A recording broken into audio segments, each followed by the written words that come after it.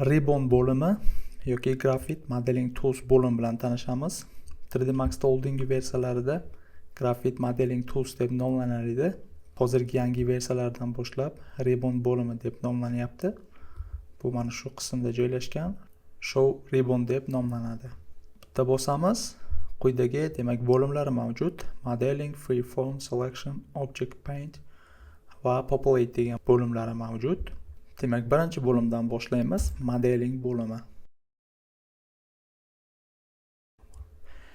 Ribbon bo'limidagi instrumentlarni ko'rish uchun primitivni konvert qilishimiz kerak bo'ladi polyga. Demak, ko'ramiz, mana shu instrumentlarni biz kattaroq holatda ko'rishimiz mumkin. Buning uchun mana shu joyga bosamiz. Show Full Ribbon degan tugmaga bitta bosamiz. Instrumentlarni mana shunday holatda ko'rishimiz mumkin. Demak, modeling bo'limidagi instrumentlar mana shu poligonal instrumentlar bilan bir xil hisoblanadi. Ya'ni ko'rishingiz mumkin, bu yerda ham sub objektlar mavjud. Preview selection instrumentlari, mana shu instrumentlar. Bundan tashqari hozir birda bosamiz. Ko'ramiz, bu yerda extrude, remove, chamfer bizga tanish instrumentlar bu yerda ham mavjud. Faqat bu yerda ba'zi bir bo'limlar mavjud. Misol modify selection bo'limi, edit bo'limi. Biz mana shu instrumentlarni ko'rib o'tamiz. Bu instrumentlar bilan biz o'tgan darslarimizda tanishib o'tgandik. Agarda biror xil instrument sizga notanish bo'ladigan bo'lsa, siz o'tgan darsimizni yana bir marta ko'rishingiz mumkin bo'ladi. Demak, birinchi ko'rib o'tadigan instrumentimiz mana shu Polygon Modeling bo'limini ochamiz. Bu yerda ko'ramiz, Convert to Poly va Edit Poly modifikatorlari mavjud. Ya'ni primitivni shu yerda o'zidan biz konvert qilishimiz mumkin yoki Edit Poly modifikatori qo'shib mana shu instrumentlarni ochishimiz mumkin bo'ladi. Ko'ramiz, birinchi instrumentimiz Generate Topology degan shu bo'limda ochamiz. Bu yerda demak obyektimizni setkasini o'zgartirish imkoniyatini beradigan har xil ko'rinishlari mavjud. Misol uchun birinchisini bosamiz. Mana shu ikki xil ko'rinishni ishlatish uchun biror xil liniyani belgilashimiz kerak bo'ladi. Misol uchun vertikal liniyani birinchi belgilab turib, mana shunday holatda g'isht raskladkasini hosil qilishimiz mumkin. Yoki gorizontal liniyani belgilab, gorizontal yo'nalish bo'yicha mana shunaqangi raskladkani hosil qilishimiz mumkin. Endi bu hozir teskari holatda ishlayapti. Bu farqini tushundingiz deb o'ylayman. Keyingisini ko'rishimiz mumkin. Buni ham ishlatishdan oldin biror xil liniyani belgilashimiz kerak bo'ladi. Bu ko'rinishlar taxminan generировать qilinadi. Ya'ni har safar bosganimizda har xil ko'rinishlarni bizga taqdim qilish mumkin. Bosib ko'ramiz. Misol uchun ko'rinish yoqmaydigan bo'lsa, yana bir marta bosib boshqacharoq ko'rinishni hosil qilishimiz mumkin. Bu yerda yana ko'rishingiz mumkin, plane mavjud, ya'ni shu yerda o'zidan biz primitiv hosil qilishimiz mumkin. Bitta bosamiz, 3D Max'ning markazi bo'yicha plane hosil qilib beradi. Setkaning zichligi 26 turibdi. Sonda qancha tushiradigan bo'lsak, setkaning zichligini shuncha kamaytirib beradi.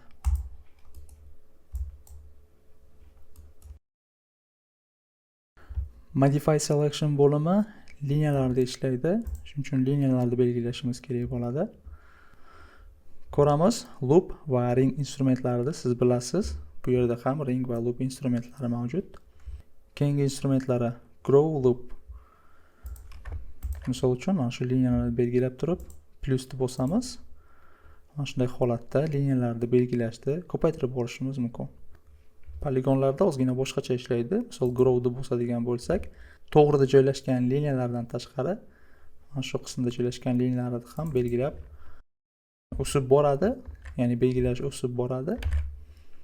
Bunday holatda faqat loop bo'yicha mana shunday holatda belgilab yoki minusni bosishimiz mumkin. Ringda ham xuddi shunday. Keyingi instrumentimiz loop mode.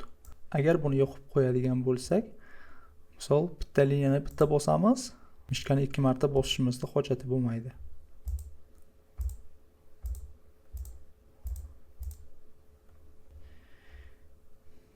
Keyingi instrumentimiz dot loop deb nomlanadi. Bu instrumentning vazifasi через один, ya'ni bitta tashlab liniyalarni belgilash. Bitta tashlab bo'lishi mumkin, ikkita tashlab bo'lishi mumkin. Misol uchun hozir bosib ko'ramiz. Demak, bitta liniyadan keyin keyingi liniyani belgilayapti. Buni ikkita yoki undan ko'proq liniya tashlagan holatda belgilashda sozlab olishimiz mumkin. Modify selection bo'limini ochamiz. Bu yerda dot gap degan bo'lim mavjud. Misol bitta turibdi hozir. Ikkitaga qo'yishimiz mumkin. Liniyani belgilab turib, yana bir marta instrumentni ishlatadigan bo'lsak, ikkita liniyadan keyin mana shunaqangi liniyalarni belgilab beradi. Ringda ham xuddi shunday. Liniyani belgilaymiz. Belgilaydigan bo'lsak, ikkita liniyadan keyin mana shunaqangi liniyalarni belgilab beradi. Bu yerda ham ring mode degan bo'lim mavjud. Bu ham xuddi mana shu loop mode degan instrumentga o'xshaydi, faqat bu ringda ishlatiladi.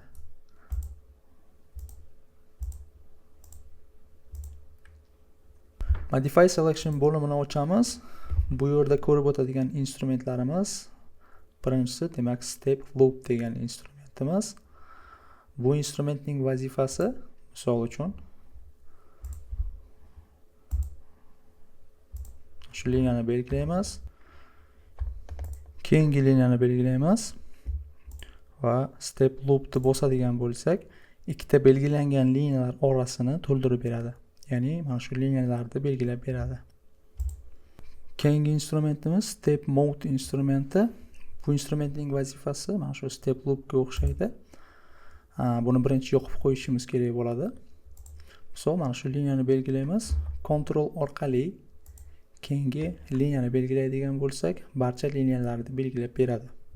Ya'ni potokda joylashgan barcha liniyalarni belgilab beradi. Bu instrumentni ko'rib o'tdik. Demak, fill hole degan instrumentimizni ko'ramiz. Bu instrument poligonlarda ko'proq ishlatiladi.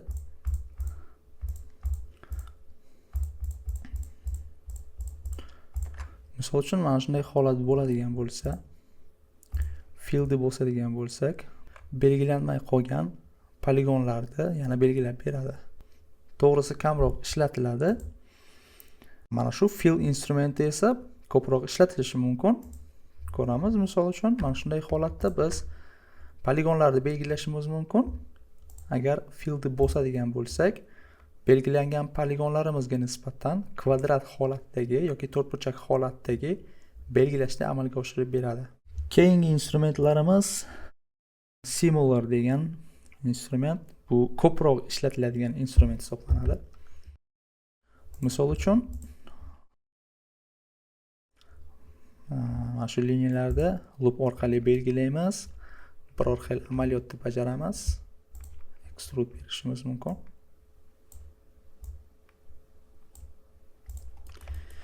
Demak, ko'ramiz, mana shu 3 ta qismda bir xil ko'rinishdagi poligonlar mavjud bo'ldi. Mana shu poligonlarni belgilaymiz.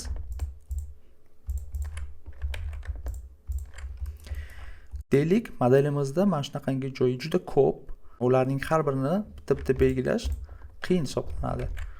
Shuning uchun bu instrumentni ishlatishimiz mumkin. Similar, ya'ni o'xshash deb tarjima qilinadi. Bitta bosamiz, bir xil ko'rinishdagi poligonlarni belgilab beradi.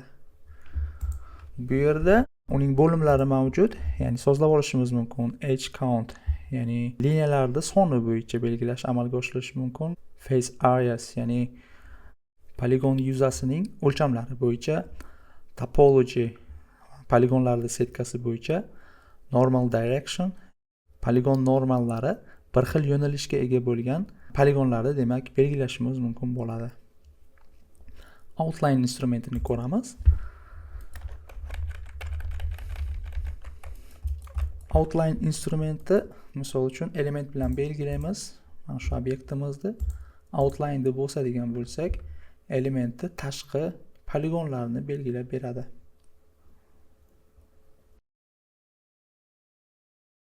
Keyingi instrumentni o'rganamiz. Eslatib o'taman, biz ribbon bo'limidagi poligonal bo'limlarda mavjud bo'lmagan instrumentlarni ko'rib o'tamiz. Editable polyda mavjud bo'lgan instrumentlarni biz yana bir marta ribbon bo'limida ko'rib o'tmaymiz. Demak, instrumentimizni ko'ramiz. Twig deb nomlanadi. Bu instrumentning vazifasi obyektdagi teksturani, demak, mana shunday holatda o'zgartirish. Kim Photoshopda ishlagan bo'lsa, buni tushunadi. Photoshopda ham plastika degan bo'lim mavjud. Shunday holatda teksturani o'zgartirish mumkin. Искажение deyiladi.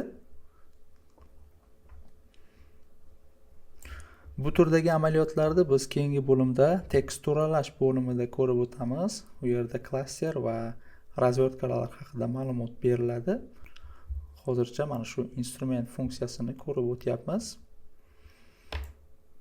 Kerak bo'lishi mumkin ba'zida. Bu yerda instrumentlarni ko'ramiz. Full strength bu manda har doim birda turadi. Bu ya'ni ikkinchi yo'nalishda hosil qilishi mumkin.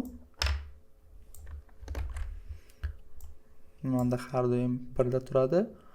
Fall off qalamning o'lchamlari, buni tushirishimiz mumkin, ko'tarishimiz mumkin. Strength bu kuchi.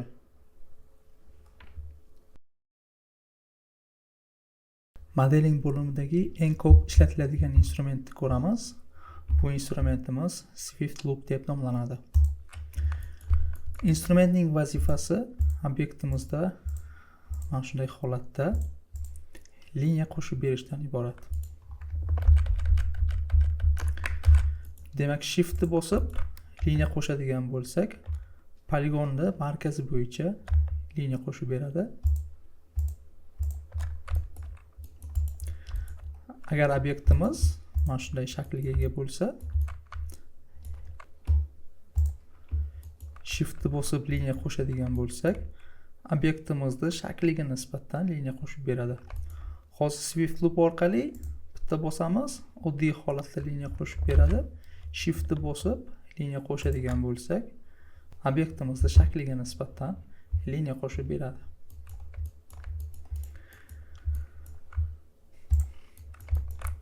Control orqali liniyani belgilashimiz mumkin. Ya'ni potokda turgan liniyalarni belgilashimiz mumkin. Control Shift orqali liniyani o'chirishimiz mumkin. Ya'ni potokda o'chirishimiz mumkin. Altni bosib liniyani joyini mana shunday o'zgartirishimiz mumkin. Edit bo'limidagi keyingi instrumentimiz Paint Connect. Bu instrumentimizning vazifasi cut instrumentiga o'xshaydi. Misol birinchi cutni ishlatamiz. Faqat farqi, agar cut ishlatadigan bo'lsak, xohlagan yo'nalish bo'yicha, ya'ni poligonlar ustidan ham, liniyalar bo'yicha ham shunday holatda qo'shimcha demak liniya hosil qilishimiz mumkin edi. Paint Connectda esa biz faqat shu liniyalar bo'yicha qo'shimcha segment hosil qilishimiz mumkin. Modeling bo'limidagi keyingi instrumentni ko'ramiz. Poligonlarni belgilaymiz. Demak, mana shu instrumentni ko'rib o'tamiz. Bu instrumentning vazifasi, misol uchun mana shu liniyalarni birinchi o'chiramiz. Poligonni belgilab turib, mana shu poligonni aylana holatga keltirishimiz mumkin bo'ladi. Lekin bu instrumentimizda bitta kamchiligi bor. Biz poligonimizni mana shunaqangi aylana holatga keltirishimiz uchun birinchi poligonda joylashgan liniyalarni o'chirishimiz kerak bo'ladi. Misol uchun, agar liniyalar mavjud bo'ladigan bo'lsa, biz mana shunday holatda poligonni belgilab turib, bu vazifani demak bajara olmaymiz. Lekin buni yechimi bor.